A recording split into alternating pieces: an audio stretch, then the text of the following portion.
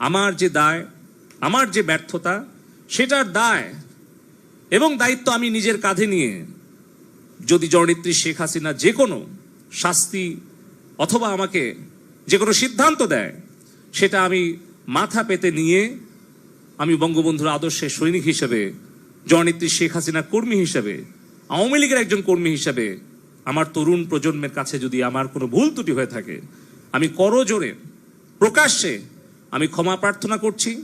এবং এই ইন্টারনেট ব্যাহত হওয়া, এই সোশ্যাল মিডিয়ার গুজব প্রতিরোধে ব্যর্থ হওয়া, এই সকল কিছু দায় এবং দায়িত্ব, ব্যর্থতা আমি নিজের কাঁধে তুলে নিচ্ছি এবং যে কোনো সিদ্ধান্ত আমি মেনে নেওয়ার জন্য আবারও প্রতিশ্রুতি আমি সকলের সামনে দিচ্ছি।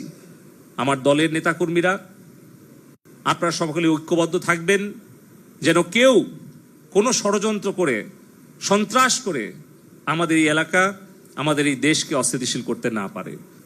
2024 সালের আজকে আগস্টের 2 তারিখ, আমরা এমন একটি সময়ে আমাদের এই শোক সভা, এই আলোচনা সভায় আমরা অংশগ্রহণ করছি, উপস্থিত হয়েছি, যখন আমাদের এই বাংলাদেশের শিশু, কিশোর, কিশোরী, ছাত্রছাত্রী, আমাদের বন্ধুরা, আমাদের সন্তানরা তারা একটি আন্দোলনে আছে।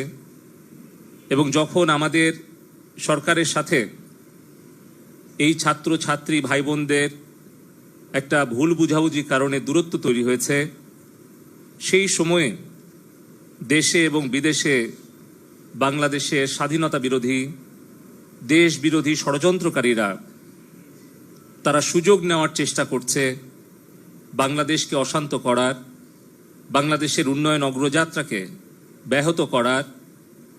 এবং যেভাবে তারা 71-এর পরাজয়ের প্রতিশোধ গ্রহণ করেছিল 75-এর 15ই আগস্ট, বঙ্গবন্ধুকে সপরিবারে হত্যা করে, বঙ্গবন্ধুর অবর্তমানে যে জাতীয় 4 নেতা মুক্তিযুদ্ধ পরিচালনা করেছিল, বঙ্গবন্ধুর নেতৃত্বে, বঙ্গবন্ধুর নির্দেশনায় সেই জাতীয় 4 নেতাকে হত্যা করেছিল।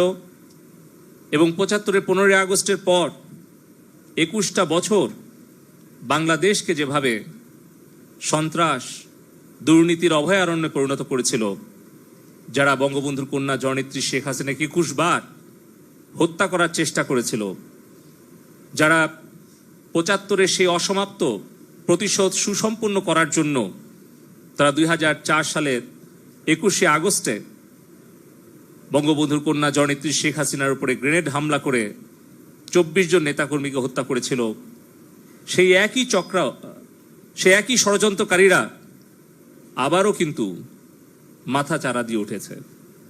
আমরা লক্ষ্য করলাম যখন আমাদের ছাত্রছাত্রী বন্ধুরা তাদের যৌক্তিক কোটা বিরোধী আন্দোলনে, তারা যখন রাজপথে শান্তিপূর্ণ আন্দোলনে ছিল, তারা 5ই জুন থেকে শুরু করে একটা মাস কিন্তু তাদের আন্দোলন সংগ্রামে কোথাও কোনো জায়গায় পুলিশ বা আইন শৃঙ্খলাকারী বাহিনী বা আমাদের আওয়ামী লীগ বা ছাত্রলীগ কেউ কোনো জায়গায় তাদেরকে কোনো আঘাত করেনি, তারাও কিন্তু কোনো বিশৃঙ্খলা করেনি। এই দীর্ঘ আন্দোলন শান্তিপূর্ণ ছিল। পুলিশ সে আন্দোলন শান্তিপূর্ণ থাকার জন্য সহযোগিতা করেছে, কোথাও শক্তি প্রয়োগ করেনি। কিন্তু আমরা লক্ষ্য করলাম মিথ্যা অপপ্রচার ছড়িয়ে 2 জন ছাত্র মৃত্যুবরণ করেছে, এই গুজব ছড়িয়ে সারা বাংলাদেশকে অশান্ত করার চেষ্টা করা হলো। সামনে 100, 200, 500, 5000 ছাত্রকে দিয়ে তার ভেতরে বিএনপি, জামাত, ছাত্রদল, ছাত্র শিবির, জঙ্গি, সন্ত্রাসী, হত্যাকারীরা যেভাবে 2001 থেকে 6 সাল বাংলাদেশকে মৃত্যু পরিণত করেছিল, আমরা নাটোরের সন্তান, চলনবিলের সন্তান, আমরা জানি এই নাটোর, নওগাঁ, রাজশাহীতে বাংলা ভাই জঙ্গি বাহিনী কিভাবে ছাত্রদল, ছাত্র শিবিরের নেতৃত্বে, আপনাদের খেয়াল আছে, বাদশাকে এখানে হত্যা করে উল্টা করে ঝুলিয়ে রেখেছিল। এই আমাদের সিংড়ার, আমাদের সাতারদিঘি ইউনিয়নে নন্দীগ্রাম যাওয়ার রাস্তায় বামন গ্রামে আপনাদের মনে আছে যে এখানে রৌফকে দিনের বেলা জবাই করে হত্যা করেছিল। ঠিক যেভাবে ওই জঙ্গি বাংলা ভাই শিবির আমাদের এই নাটোরের নওগাঁর সাধারণ মানুষদেরকে হত্যা করে গাছের সাথে উল্টা করে ঝুলিয়ে রাখতো, ওই একই প্যাটার্ন, ওই একই ধরনের হত্যাকাণ্ড এই একইভাবে আমাদের পুলিশ বাহিনীর সদস্য, যুবলীগের কর্মী জুয়েল, তাদেরকেও হত্যা করে একইভাবে উল্টা করে তারা কখনো ফুট ওভার ব্রিজের সাথে ঝুলিয়ে রেখেছে, আবার কখনো গাছের সাথে ঝুলিয়ে রেখেছে। আমরা গতকালকে জানতে পারলাম নারায়ণগঞ্জে হাইওয়ে পুলিশ থানায় হামলা করে পুলিশদেরকে পুড়িয়ে হত্যা করার জন্য শিবিরের সন্ত্রাসীরা পরিকল্পিতভাবে গান পাউডার দিয়ে সেখানে আগুন ধরিয়ে দেয়। সেই 8তলা ভবনে একটি ক্লিনিক ছিল, সেখানে কোলের বাচ্চা শিশুরা ছিল, তার মায়েরা সেই শিশুদেরকে বাঁচানোর জন্য সেখান থেকে ছুঁড়ে ফেলতে বাধ্য হয়েছে। পরে সেই ভবনের মালিক মাননীয় প্রধানমন্ত্রীর সাথে সরাসরি যোগাযোগ করেছিলেন। মাননীয় প্রধানমন্ত্রী জরুরি ভিত্তিতে র্যাবের হেলিকপ্টার পাঠিয়ে সেই 8তলা ভবনের ছাদ থেকে পুলিশ, সাধারণ নরনারী তাদেরকে উদ্ধার করেন। 2 দিন পরে 2 জন শ্রমিকের পুড়ে যাওয়া লাশ উদ্ধার হয়। আমরা 3 দিন, 4 দিন, 5 দিন পর্যন্ত অনেক জায়গায় আমরা যেতেই পারিনি, আমরা বুঝতেই পারিনি। তারপরে মাননীয় প্রধানমন্ত্রী বাধ্য হয়ে 14 দলের সভায় সিদ্ধান্ত অনুযায়ী সারা বাংলাদেশে সেনাবাহিনী নামাতে বাধ্য হন, সান্ধ্য আইন জারি করতে বাধ্য হন।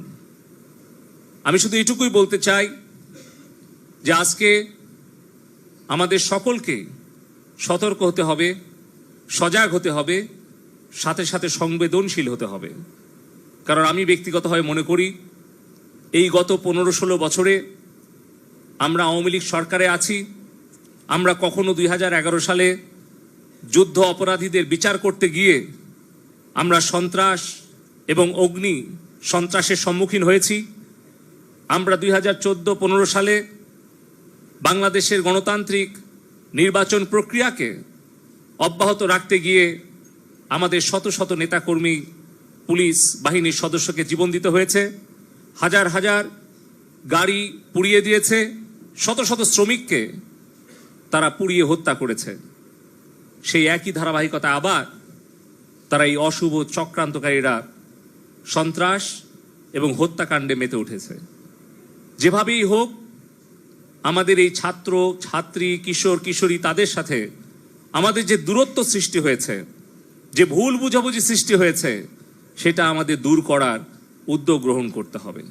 সেটা আমাদের ঘর থেকে করতে হবে, প্রতিবেশীদের সাথে করতে হবে, প্রতিষ্ঠান থেকে করতে হবে। আমাদের ছাত্রছাত্রী ভাই বোনদের তাদের চোখের ভাষা আমাদেরকে বুঝতে হবে, তাদের মনের কথা আমাদেরকে শুনতে হবে। একসময় আমরাও ছাত্র ছিলাম, একসময় আমরাও কিশোর কিশোরী ছিলাম, তরুণ তরুণী ছিলাম। সেই সময়ে আমাদের মনের মধ্যে কিরকম আবেগ অনুভূতি কাজ করত, সেটা আমাদের এখন যারা বাবা মা হয়েছি, আমরা যারা অভিভাবক হয়েছি, শিক্ষক শিক্ষিকা হয়েছি, আমাদেরকে গভীরভাবে উপলব্ধি করতে হবে। আমি মনে করি এই দূরত্ব হওয়ার জন্য ছাত্রছাত্রীদের দোষ নেই, এটি আমাদের দোষ। এই দায় আমাদের, যারা আমরা দায়িত্ব পালন করতে আমরা ব্যর্থ হয়েছি। এই ব্যর্থতা আমাদের এড়িয়ে যাওয়ার কোনো সুযোগ নেই। আপনারা যদি বলেন আমি জেলা আওয়ামী লীগের সহসভাপতি হিসেবে, নাটোর 3 সিংড়ার সংসদ সদস্য হিসেবে, এই ব্যর্থতা আমারও। আমার এই নির্বাচনী এলাকার যে 85,000 ছাত্রছাত্রী আছে, তারা কেউ রাজপথে না নামলেও তারা কিন্তু সোশ্যাল মিডিয়াতে তারা তাদের মতামত দিচ্ছে, তাদের আবেগ অনুভূতি প্রকাশ করছে। সরকারের প্রতি, আমাদের প্রতি তাদের যে মনোভাব, তারা সেটা প্রকাশ করছে। সেইখানে কেউ যদি আমরা মনে করি এর জন্য তারা দায়ী, এটা কিন্তু ঠিক হবে না। আমাদের উপলব্ধি করতে হবে যে আমাদের পরিবারে আমাদের সন্তানরা যারা এখন হাই স্কুল কলেজে পড়াশোনা করে, বিশ্ববিদ্যালয়ে পড়াশোনা করে, তাদের চোখের ভাষা আমাদের বুঝতে হবে, তাদের মনের কথা আমাদেরকে শুনতে হবে, আমাদের প্রতিবেশী শিক্ষা প্রতিষ্ঠান, সেখানে আমাদের রাজনৈতিক নেতৃবৃন্দ, বাবা মা, শিক্ষক, তাদের সবাইকে তাদের সাথে কথা বলতে হবে। তাদের সাথে দূরত্ব যেটা সৃষ্টি হয়েছে, এটা কখনোই তাদের প্রতি কঠিন সিদ্ধান্ত নিয়ে সমাধান করা সম্ভব নয়। সঠিক সিদ্ধান্ত নিয়েই সেটা সমাধান করতে হবে। আমরা যেন কঠিন সিদ্ধান্ত নিয়ে তাদের প্রতি কঠোর শাসনের পথ বেছে না নিয়ে আমরা যদি তাদের প্রতি সংবেদনশীল হই এবং তাদের প্রতি আমরা যদি একটু স্নেহ মমতা নিয়ে তাদের কাছে বসি, তাদের কথা শুনি, তাহলে আমার বিশ্বাস যে অবশ্যই এই ভুল বুঝাবুঝি দূর হবে, এই দূরত্ব দূর হবে এবং যারা ষড়যন্ত্রকারীরা আমাদের সরকারের সাথে ছাত্রছাত্রী, সাধারণ জনগণের একটা দূরত্ব তৈরি করার ষড়যন্ত্র করছে, তারা সেই ষড়যন্ত্রে কখনোই সফল হবে না। বঙ্গবন্ধু যখন যুদ্ধ বিধ্বস্ত বাংলাদেশকে সোনার বাংলা গড়ার জন্য ভিত্তিটি রচনা করেছেন ৩.৫ বছর সময়ের মধ্যে, যুদ্ধ বিধ্বস্ত বাংলাদেশ, ব্রিজ নাই, কালভার্ট নাই, কোনো রিজার্ভ নাই, ৩ কোটি ঘর বাড়ি জ্বালিয়ে দিয়েছিল, ৩০ লক্ষ মানুষকে মেরে ফেলেছিল, ১ কোটি মানুষ দেশের বাইরে শরণার্থী ছিল। তাদের সবাইকে নিয়ে বঙ্গবন্ধু যখন বিধ্বস্ত বাংলাদেশকে গড়ে তোলার জন্য আত্মনিয়োগ করেছেন, সেই সময়ে কিন্তু ৭১-এর পরাজিত ঘাতকরা তারা কিন্তু ষড়যন্ত্রে লিপ্ত হয়েছে। তারা যখন গণতান্ত্রিক প্রক্রিয়ায় বঙ্গবন্ধুকে পরাজিত করতে পারেনি, সেই ষড়যন্ত্রকারীরা যখন অপপ্রচার করেও বঙ্গবন্ধুর বিরুদ্ধে জনগণকে দাঁড় করাতে পারেনি, তখনই কিন্তু তারা শেষ অস্ত্র হিসেবে বঙ্গবন্ধুকে হত্যা করার পথ বেছে নিয়েছিল। ৭৫-এর ১৫ই আগস্ট বাংলাদেশে যদি না হতো, তাহলে আজকে বাংলাদেশ উন্নত দেশের কাতারে থাকতে পারত। বঙ্গবন্ধুকে হারিয়ে বাংলাদেশ যে ক্ষতিগ্রস্ত হয়েছে, সেই ক্ষতি যাতে আর কখনো না হয়, তার জন্য আমাদের দায়িত্বশীলতার সাথে কাজ করতে হবে। যদি আমাদের তরুণ তরুণীরা, আমাদের ছাত্রছাত্রী ভাই বোনেরা, তারা যদি মনে করে যে এই দেশব্যাপী ইন্টারনেটের সেবা ব্যাহত হওয়ার জন্য কেউ দায়ী, তাহলে সেই দায়ী আমি দায়িত্বপ্রাপ্ত ডাক এবং টেলিযোগাযোগ তথ্য প্রযুক্তি প্রতিমন্ত্রী হিসেবে সারা দেশব্যাপী ইন্টারনেট সেবা ব্যাহত হওয়ার জন্য এই দায় এবং দায়িত্ব আমার, এবং সেই দায়িত্ব সঠিকভাবে পালনে ব্যর্থ হওয়ার জন্য যদি কারো শাস্তি হয়, সেটা হওয়া উচিত আমার। কিন্তু কেন দেশ বিদেশ থেকে মাননীয় প্রধানমন্ত্রীকে আক্রমণ করা হচ্ছে? কেন তার বিরুদ্ধে সমালোচনা করা হচ্ছে? কেন সারা বিশ্বের কাছে গিয়ে বাংলাদেশের ভাবমূর্তি নষ্ট করার জন্য নোবেল বিজয়ী অর্থনীতিবিদ ডক্টর ইউনুস চিঠি দিচ্ছে? আমাদের সামনে উদাহরণ আছে কিভাবে আফগানিস্তানে একটা দেশ দখল করে সেখানে একটা গণতান্ত্রিক সরকারকে উচ্ছেদ করে হামিদ কারজাই নামে একজন বিদেশ থেকে এনে সেখানে কিন্তু সরকারের দায়িত্ব জোর করে চাপিয়ে দিয়েছিল। ২০ বছর পর সেই দেশটা ধ্বংস করে সেই দেশ থেকে তারা পালিয়ে গিয়েছিল। এই বাংলাদেশ নিয়ে আবারও ওই রকম হামিদ কারজাই মার্কা একটা সরকার বসানোর জন্য বাংলাদেশে কিছু মুখোশধারী স্বাধীনতা বিরোধী চক্রান্তকারী বিদেশের এজেন্ট, তাদেরকে গুছিয়ে গুছিয়ে আপনারা দেখবেন যে তারা টেলিভিশনের সামনে এসে অনেক ভালো ভালো কথা, মিষ্টি মিষ্টি কথা বলছে, কিন্তু তাদের পেছনের যে ষড়যন্ত্র, সেটা হয়তো উদ্ঘাটন করতে আমাদের সময় লাগবে, সেটা হয়তো দেশের জনগণকে উপলব্ধি করতে সময় লাগবে, কিন্তু সেই সময়ের মধ্যে আমার সোনার বাংলাদেশের যে ক্ষতি হয়ে যাবে, সেই ক্ষতি কিন্তু আমরা কোনোদিন কাটিয়ে উঠতে পারবো না। সে কারণেই বলতে চাই, আমাদের দেশের যে রাষ্ট্রীয় সম্পদ ক্ষতিগ্রস্ত হয়েছে, জননেত্রী শেখ হাসিনা বলেছেন যে এই দেশের সম্পদ জনগণের সম্পদ।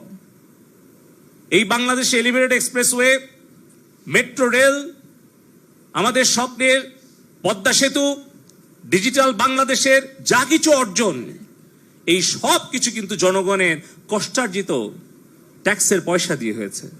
প্রবাসে আমাদের ১ কোটি কর্মী ভাই বোনদের রেমিটেন্সের পয়সা দিয়ে হয়েছে।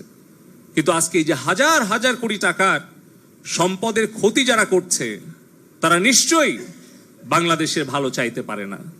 তারপরেও মাননীয় প্রধানমন্ত্রী জননেত্রী শেখ হাসিনা বলেছেন যে আমাদের দেশের সম্পদের ক্ষতি আমরা পূরণ করতে পারবো, কিন্তু আমাদের তরুণ প্রজন্মের হৃদয়ের যে ক্ষত সেটা কিন্তু আমরা পূরণ করতে অনেক হয়তো সময় লেগে যাবে।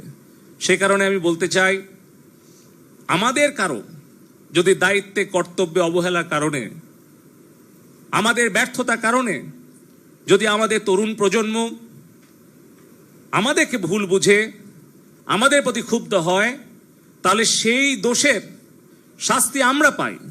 যদি দায়িত্বে কর্তব্যে আমাদের অবহেলা হয়, যদি আমাদের সেই শাস্তি ভোগ করতে হয়, আমরা সেই শাস্তি ভোগ করতে প্রস্তুত আছি।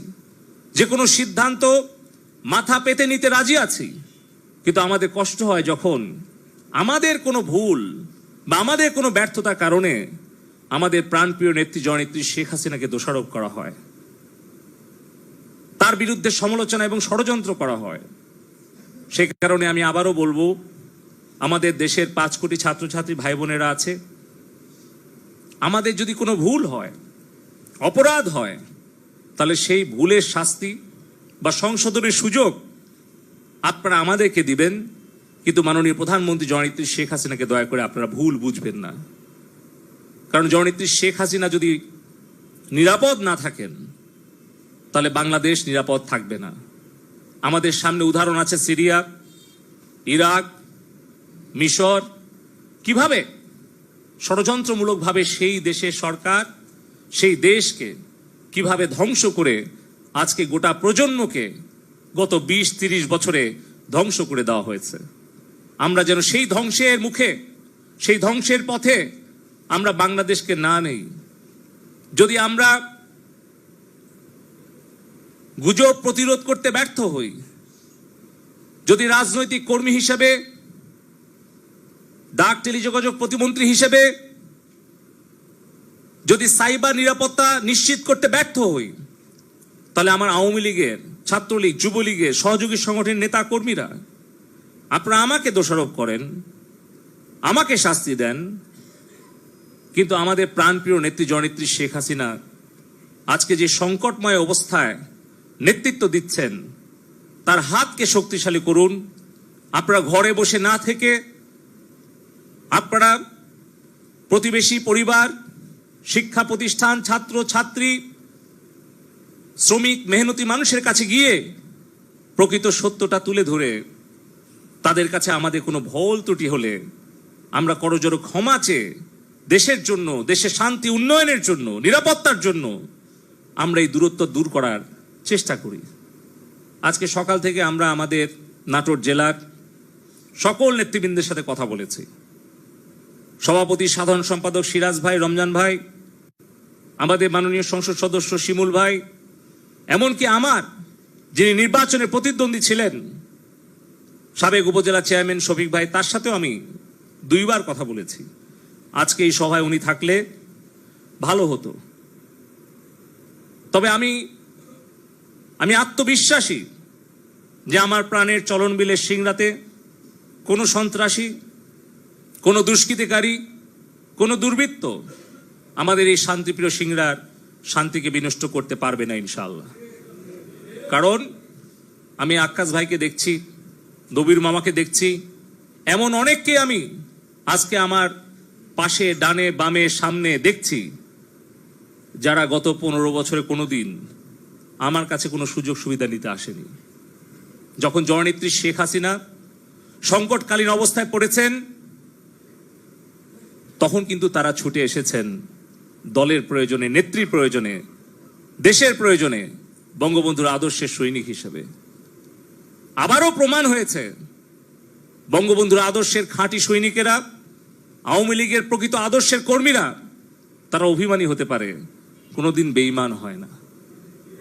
কিন্তু গত 15 বছরে যারা এই ঘরে এসে অনেকে চাকরি নিয়ে গেছেন, ব্যবসা নিয়ে গেছেন, পদ পদবি নিয়ে গেছেন, তাদের অনেককেই কিন্তু এখন আমরা চোখের সামনেও দেখি না, ফোন করলেও ধরে না। দুঃসময় কিন্তু আসল বন্ধুর পরিচয়। তো আমি আপনাদেরকে বলেছিলাম, মাননীয় প্রধানমন্ত্রী জননেত্রী শেখ হাসিনা আমাকে বিশাল দায়িত্ব দিয়েছেন। আগে যেখানে সপ্তাহে একবার আসতাম, আমি যদি এখন মাসে একবার আসি, আপনারা আমার এলাকাকে আপনারা গুছিয়ে রাখবেন। আপনারা আমাকে সময় দিয়েছিলেন, সেই সুযোগ দিয়েছিলেন। তারপরেও আজকে আমি ছুটে এসেছি, মাননীয় প্রধানমন্ত্রীর অনুমতি নিয়ে এসেছি, কারণ আমার সিংড়ার মানুষ যখন সংকটকালীন অবস্থায়, একটা উদ্বিগ্ন অবস্থায় আছে, সেই সময়ে আমি আপনাদেরকে এই সংকটকালীন অবস্থায়, উদ্বিগ্ন অবস্থায় রেখে আমি দূরে থাকতে পারি না। এর আগে 2001 থেকে 6 সাল আপনারা জানেন, এখানে অনেকেই মামলার আসামি আছেন, আহত আছেন, অনেকেই নিহত পরিবারের সদস্য আছেন। আমরা কিন্তু কোনো সময় অন্যায়ের কাছে মাথা নত করিনি। আমরা করোনাকালীন সময়েও আমার এই সিংড়ার নাটোরের মানুষের পাশে আমরা জীবনের ঝুঁকি নিয়ে জননেত্রী শেখ হাসিনার নেতৃত্বে আমরা তার নির্দেশনায় দায়িত্ব পালন করেছি। আমার বিশ্বাস, জননেত্রী শেখ হাসিনার সাহসী নেতৃত্বে, সংবেদনশীল নেতৃত্বে সকল মিথ্যা অপপ্রচার, ষড়যন্ত্রের জাল ছিন্ন করে ইনশাল্লাহ আমরা আবার এই বাংলাদেশকে আমরা সুন্দর, সুষ্ঠু, স্বাভাবিক প্রক্রিয়া নিয়ে আসতে পারব। ষড়যন্ত্রকারীরা যতই শক্তিশালী হোক, তাদের ষড়যন্ত্র যত গভীরই হোক, সেই গভীর অন্ধকার শেষে আমরা ভোরের আলো দেখতে পাব। আপনারা সকলে ঐক্যবদ্ধ থাকবেন। আজকে এই আগস্টে আমাদের শপথবদ্ধ হতে হবে, শোককে আমরা শক্তিতে পরিণত করে আমরা ঐক্যবদ্ধ হয়ে আমাদের সন্তানদের, ছাত্রছাত্রী ভাই বোনদের সাথে আমাদের যে দূরত্ব তৈরি হয়েছে, সেটি আমরা আন্তরিক প্রচেষ্টা দিয়ে, স্নেহ, মমতা, ভালোবাসা দিয়ে আমরা তাদের সেই হৃদয়ের ক্ষতটা দূর করে আমরা তাদের বিশ্বাস, ভালোবাসা এবং আস্থাটা আবারও অর্জন করার চেষ্টা করব। কারণ সন্দেহ, মিথ্যা একটা সন্দেহ, অবিশ্বাস, এটা কিন্তু বিশাল একটা রোগ। আর এই সন্দেহ এবং মিথ্যা অবিশ্বাসের যে বীজটা গভীরভাবে এই 2 মাসে আমাদের ছাত্রছাত্রী, সাধারণ মানুষের মধ্যে খুব পরিকল্পিতভাবে প্রয়োগ করার চেষ্টা করেছে বিএনপি, জামাত, শিবির এবং বিদেশি চক্রান্তকারীরা, আমরা বুঝে না বুঝে সেই ফাঁদে পা দিয়েছি। সেখান থেকে আমাদের ফিরে আসতে সময় লাগবে, কষ্ট হবে, কিন্তু অসম্ভব নয়। আমি বিশ্বাস করি জননেত্রী শেখ হাসিনা অবশ্যই আমাদের এই ছাত্রছাত্রী ভাই বোনদের, আমাদের সন্তানদের, ভবিষ্যৎ বাংলাদেশের কর্ণধারদের, তাদের যে যৌক্তিক দাবি, তাদের যে হৃদয়ের কথা, চোখের ভাষা উনি বুঝবেন এবং উনি নিজে দায়িত্ব নিয়ে তাদের সাথে আলোচনার মধ্য দিয়ে আমাদের সম্পর্কে তাদের যে ভুল ধারণা আছে, যে সকল অবিশ্বাস, সন্দেহ তৈরি হয়েছে, সেগুলো দূর করে আমরা যারা দায়ী, আমরা যারা দোষী, তাদেরকে শাস্তির আওতায় এনে আমরা যারা ব্যর্থ, আমরা যারা ভুল করেছি, তাদেরকে হয় সংশোধন অথবা বিয়োজন করে বাংলাদেশকে আমাদের ভবিষ্যৎ প্রজন্মের জন্য একটি নিরাপদ, বঙ্গবন্ধুর স্বপ্নের বৈষম্যমুক্ত সোনার বাংলায় পরিণত করবেন। আমি এই আশা ব্যক্ত করে এবং সকলের কাছে আবারও অনুরোধ করি, আমাদের ব্যক্তি পর্যায়ে আমাদের ভুল থাকতে পারে, রাজনৈতিক নেতৃত্ব, আমাদের যারা উপজেলা, জেলা বা যেখানেই থাকুক, তাদের ভুল থাকতে পারে, কিন্তু সেই ভুলের শাস্তি যেন আমাদের প্রাণপ্রিয় নেত্রী জননেত্রী শেখ হাসিনা না পান, তার জন্য আমাদের দায়টাও আমাদের ঘাড়ে তুলে নিতে হবে। আমরা যারা সরকারের দায়িত্বে আছি, বিভিন্ন জায়গায় বিভিন্ন পর্যায়ে দায়িত্বে আছি, আমাদের ভুলের কারণে, আমাদের অবহেলার কারণে, আমাদের ব্যর্থতার কারণে যে সংকটময় পরিস্থিতি সৃষ্টি হয়েছে, সেই দায়টা আমরা যেন নিজের কাঁধে নিয়ে আমরা যেন সেই দায় স্বীকার করে আমাদের ভবিষ্যৎ প্রজন্মের ছাত্রছাত্রীদের কাছে ক্ষমা চেয়ে আমরা জননেত্রী শেখ হাসিনাকে নিরাপদ রাখার জন্য বাংলাদেশকে নিরাপদ রাখার জন্য যে কোনো ত্যাগ স্বীকারের জন্য যেন আমরা প্রস্তুত থাকি। আমি চলন বিলের সন্তান, আমাকে আপনারা 4 বার সংসদে পাঠিয়েছেন। জননেত্রী শেখ হাসিনা আমাকে 3 বার মন্ত্রিসভায় নিয়েছেন। এই চলন বিলের কাদামাটি থেকে আমাকে চলন বিল পর্যন্ত, সিলিকন ভ্যালি পর্যন্ত কাজ করার সুযোগ করে দিয়েছেন। আমার যে দায়, আমার যে ব্যর্থতা, সেটার দায় এবং দায়িত্ব আমি নিজের কাঁধে নিয়ে যদি জননেত্রী শেখ হাসিনা যে কোনো শাস্তি অথবা আমাকে যে কোনো সিদ্ধান্ত দেয়, সেটা আমি মাথা পেতে নিয়ে আমি বঙ্গবন্ধুর আদর্শের সৈনিক হিসেবে, জননেত্রী শেখ হাসিনার কর্মী হিসেবে, আওয়ামী লীগের একজন কর্মী হিসেবে আমার তরুণ প্রজন্মের কাছে যদি আমার কোনো ভুল ত্রুটি হয়ে থাকে, আমি করজোরে প্রকাশ্যে আমি ক্ষমা প্রার্থনা করছি। এবং এই ইন্টারনেট ব্যাহত হওয়া, এই সোশ্যাল মিডিয়ার গুজব প্রতিরোধে ব্যর্থ হওয়া, এই সকল কিছু দায় এবং দায়িত্ব, ব্যর্থতা আমি নিজের কাঁধে তুলে নিচ্ছি এবং যে কোনো সিদ্ধান্ত আমি মেনে নেওয়ার জন্য আবারও প্রতিশ্রুতি আমি সকলের সামনে দিচ্ছি। আমার দলের নেতাকর্মীরা, আপনারা সকলে ঐক্যবদ্ধ থাকবেন যেন কেউ কোনো ষড়যন্ত্র করে, সন্ত্রাস করে আমাদের এই এলাকা, আমাদের এই দেশকে অস্থিতিশীল করতে না পারে। ইনশাআল্লাহ মহান আল্লাহ পাক উপরে আছেন, আমাদের নিয়ত সহি আছে, সঠিক আছে। ইনশাআল্লাহ জননেত্রী শেখ হাসিনার নেতৃত্বে আমরা বঙ্গবন্ধুর স্বপ্নের বৈষম্য মুক্ত সোনার বাংলা গড়ে তুলব, আমাদের ভবিষ্যৎ সন্তানদের জন্য নিরাপদ বাংলাদেশ গড়ে তুলব। এই বিশ্বাস আমার আছে এবং আমার এই বিশ্বাস ইনশাআল্লাহ আমরা ঐক্যবদ্ধ হয়ে আমরা জননেত্রী শেখ হাসিনার পাশে থেকে যে কোনো ত্যাগ স্বীকার করার জন্য আমরা প্রস্তুত থাকব। জয় বাংলা, জয় বঙ্গবন্ধু, জয় হোক জননেত্রী শেখ হাসিনার।